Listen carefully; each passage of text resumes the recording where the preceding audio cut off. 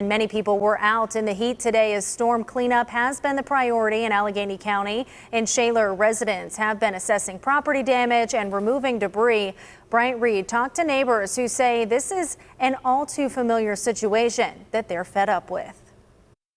On Hawthorne Road, this tree toppled over from strong winds and rain. It fell on cars and took down power lines, forcing neighbors in a senior facility in the area to brave the extreme heat. Neighbors tell me that they've been calling utility companies for help, but have been left in the dark. Weekend storms have wreaked havoc across parts of western PA this weekend.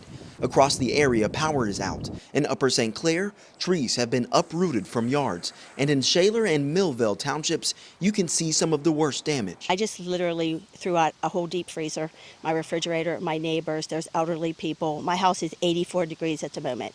Anna Zakowski is talking about the storm impact on her neighborhood on Hawthorne Road that sent a large tree down, taking out cars, power lines, and snapping utility poles. And apparently, it's a problem they've had to deal with during previous storms, too.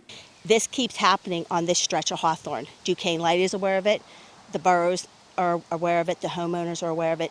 I just don't think we're being heard. You cannot continue to have outages like this over and over again without addressing the tree problem on both sides of this road. Zakowski and many of her neighbors have left their homes since they don't have any way to stay cool as an intense heat wave hits the region.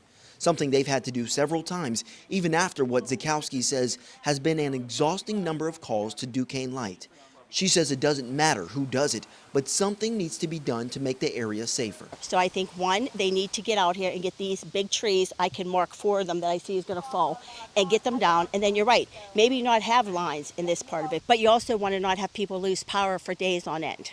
Duquesne Light says they're hoping to have all power restored by noon on Monday. However, Anna and her neighbors say they don't have that same confidence. For storm damage updates as well as where your community stands in terms of power, make sure to stick with KDKA for the details. Reporting, I'm Bryant Reed, KDKA News.